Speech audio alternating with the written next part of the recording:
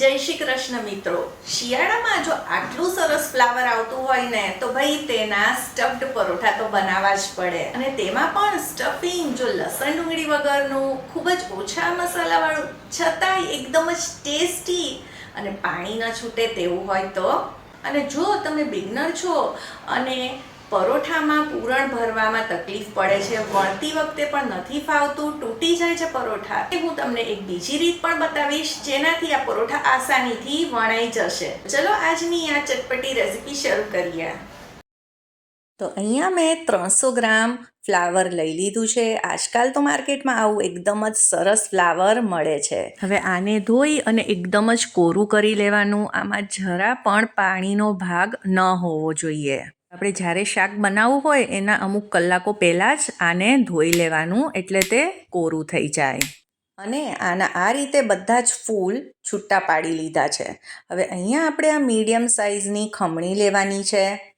તો તમારે ન તો એકદમ જ ઝીણી ખમણી લેવાની છે, ન એકદમ જ મોટી। ઝીણી ખમણીથી એકદમ જ ઝીણું ફ્લાવર થશે અને પાણી પોચું પણ થઈ જશે। અને જો ફ્લાવરનું મોટું છીણ હશે તો પછી તેને સ્ટફિંગ કરવામાં તકલીફ પડશે। તો આ જે પાછળનો ભાગ હોય છે તે આપણે કાઢી લઈશું, અને બધું જ ફ્લાવર આ રીતે આપણે ખમણી લેવાનું છે। તમે ફૂડ પ્રોસેસર કે ચોપરમાં પણ કરી શકો છો, પણ આનું તમે ટેક્સચર જુઓ તો આ રીતનું હોવું જોઈએ, ન વધારે ઝીણું ન એકદમ મોટું।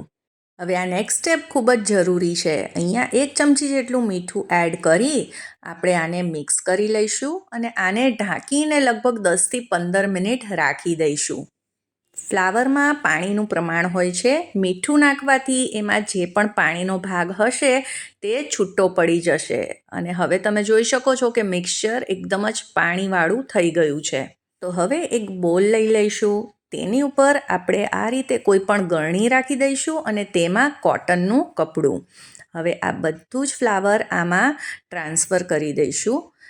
તમે આ બધું જ જે પાણી છે તે હાથેથી પણ નીચવીને કાઢી શકો છો, પણ આ રીતે એકદમ જ આસાનીથી બધું જ પાણી નીકળી જશે। અને હવે આ રીતે દબાવીને જેટલું પણ પાણી નીકળી શકે તે બધું જ પાણી આપણે કાઢી લેવાનું છે।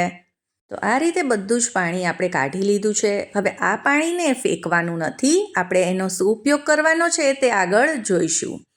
હવે આ ફ્લાવરને આપણે એક પ્લેટમાં કાઢી લઈએ। તો હવે આ એકદમ જ ડ્રાય થઈ ગયું છે। તો હવે ફરીથી આપણે આને છૂટું કરી લઈશું। તો હવે આ ફ્લાવર એકદમ જ કોરું થઈ ગયું છે।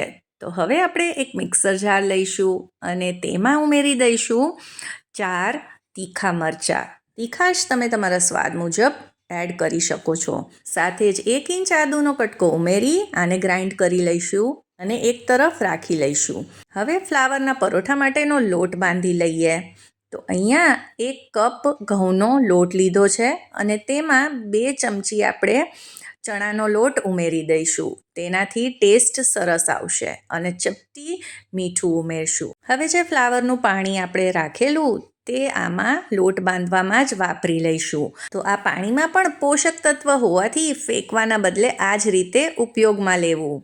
હવે આમાં આપણે મોણ નાખવાની બિલકુલ જરૂર નથી, અને થોડું પાણી એડ કરતા જઈ આપણે રોટલી જેવો જ એકદમ જ નરમ લોટ બાંધવાનો છે। લોટ બંધાઈ જાય એટલે તેને આ રીતે 2 મિનિટ માટે મસળીશું, એટલે તે એકદમ જ લચીલો બની જાય, અને લોટ એકદમ જ આપણો સોફ્ટ હોવો જોઈએ। હવે આપણે આને 10 મિનિટ માટે રેસ્ટ કરવા મૂકી દઈએ, અને હવે આપણે આપણું સ્ટફિંગ તૈયાર કરી લઈએ। તો પેનમાં તેલ મૂકી તેમાં થોડું જીરું ઉમેરીશું। જીરું તતડી જાય એટલે તેમાં ચપટી હિંગ એડ કરી આ બધું જ ફ્લાવર છે તેને ઉમેરી દઈશું, અને આપણે તેને લગભગ 1.5 થી 2 મિનિટ માટે સાંતળી લઈશું। હવે આમાં થોડો ઘણો પણ પાણીનો ભાગ હશે તો એ આ સ્ટેજ ઉપર બળી જશે। હવે થોડીક હળદર એડ કરી દઈશું, અને સાથે જ ધાણા જીરું પાવડર અને 1 ચપટી લાલ મરચું પાવડર એડ કર્યો છે। હવે આદુ મરચાંની પેસ્ટને એડ કરી દઈશું। આપણે પેસ્ટને વઘારતી વખતે તેલમાં એડ નથી કરવાની, એક વખત આ રીતે જરૂર ટ્રાય કરજો। આનો જે ફ્રેશ ટેસ્ટ આવશે ને તે સાંતળેલી પેસ્ટમાં નહીં આવે। હવે બધું મિક્સ થઈ જાય પછી આમાં થોડો ગરમ મસાલો અને ચાટ મસાલો અને છેલ્લે ચપટી મીઠું એડ કરીશું, અને ઘણી બધી કોથમીર પણ એડ કરીશું. અને હવે આ મિક્સ કરી દઈશું. હવે આને વધારે કૂક કરવાની જરૂર નથી. આમ પણ આ સ્ટફિંગને વધારે કૂક નથી કરવાનું. અને તમે જોઈ શકો છો એકદમ જ કોરું આપણું સ્ટફિંગ તૈયાર છે. તો લોટને પણ રેસ્ટ મળી ગયો છે અને સેટ થઈ ગયો છે. તો હવે આમાં જરાક તેલ એડ કરી અને પછી આને ચીકવી લઈએ. તો હવે આપણો આ એકદમ જ પરફેક્ટ લોટ તૈયાર છે. જો આવો લોટ હશે તો વણતી વખતે પરોઠા ફાટશે કે તૂટશે નહીં. હવે લોટમાંથી આપણે મીડિયમ સાઇઝનો એક લુઓ લઈશું. આનો લુઓ થોડોક મોટો રાખવાનો છે કેમ કે આપણે આમાં સ્ટફિંગ કરવાનું છે.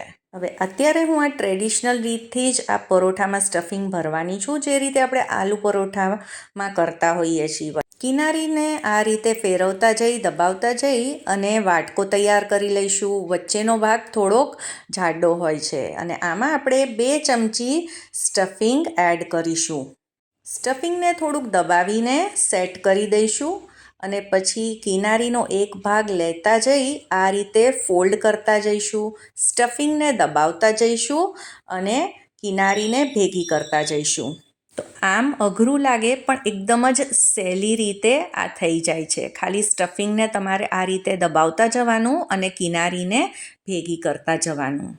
હવે આ ઉપરની સાઈડ જે લોટ છે એને તમે કાઢી પણ શકો છો, પણ એટલો વધારે નથી એટલે હું આ જ રીતે એમાં દબાવી દઈશ અને એ ભાગને આપણે નીચે રાખી દઈશું. હવે ગોળાને લોટથી કોટ કરી દઈશું અને હવે આંગળીઓની મદદથી આ રીતે હલકા હાથે દબાવીશું. આના લીધે સ્ટફિંગ ચારે બાજુ સરસ રીતે ફેલાઈ જશે. હવે હળવા હાથે આપણે પરોઠું વણી લઈશું અને વણતા વળતા આ રીતે આપણે તેને ફેરવતા જઈશું એટલે તે ચારે બાજુથી સરસ રીતે વણાઈ જાય. હવે તમે જોઈ શકો છો આસાનીથી વણાઈ જાય છે. કિનારી પણ જરા પણ ફાટી નથી. અને જે આ ઉપરની સાઈડ થોડું તમને જે સ્ટફિંગ દેખાય છે તો તેનો કંઈ જ વાંધો નથી. સ્ટફિંગ બારે નહીં આવે. કેમ કે જો આપણે ઓછું સ્ટફિંગ ભરીશું ને તો પછી પરોઠામાં કંઈ ટેસ્ટ જ નહીં આવે. હવે તમે લોખંડની લોઢી કે પછી નોનસ્ટિક તવી ગમે તેમાં આને શેકી શકો છો અને તમે આને ઘીમાં પણ શેકી શકો છો અથવા તો તેલમાં અને અથવા તો બટરમાં પણ તૈયાર કરી શકો છો. તો અત્યારે તો હું આને ઘીમાં તૈયાર કરી રહી છું. તો હવે 2 બાજુ આપણે શેકતા જઈ તેને સરસ રીતે ક્રિસ્પી કરી લઈશું. અને હજી આપણે બીજી રીતે પણ પરોઠા વણતા જોવાના છે કે જે બિગનર્સ છે તેના માટે. તો આપણે એક મોટી સાઇઝનું પરોઠું આમાંથી તૈયાર કરી લઈશું અને વચ્ચે 2 ચમચી પૂરણ ભરી દઈશું અને પૂરણને આ રીતે વચ્ચે રાખી અને સેટ કરી લઈશું. તેને ચોરસ જેવો શેપ આપી અને બંને બાજુથી કિનારીઓને આ રીતે વચ્ચે લઈ આવશું અને ઉપરથી પણ આ રીતે અંદરની સાઈડ લઈ એક સ્ક્વેર બનાવી લઈશું. અને હવે આની ઉપર થોડો કોરો લોટ છાંટી અને આને આપણે વણી લઈશું.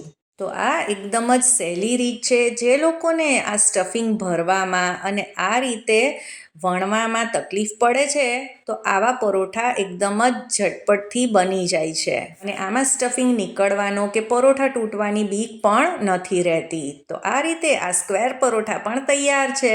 હવે શેપ કોઈ પણ હોય, સ્વાદ તો એટલો જ સરસ ચટપટો આવવાનો છે. તમે આ પરોઠા શેની સાથે એન્જોય કરો છો મને કમેન્ટમાં જરૂરથી કહેજો. અને જો હું તમને બતાવું તો સ્ટફિંગ ચારે બાજુ એકદમ જ સરસ રીતે ફેલાયેલું છે. તો આજની આ રેસિપી જો તમને પસંદ આવી હોય તો તેને એક લાઈક કરી દેજો, તમારા ફ્રેન્ડ્સ અને ફેમિલીમાં શેર કરી દેજો અને મારી ચેનલ ચાર્મિસ ગુજરાતી રસોઈને સબસ્ક્રાઈબ કરી દેજો. જય શ્રી કૃષ્ણ.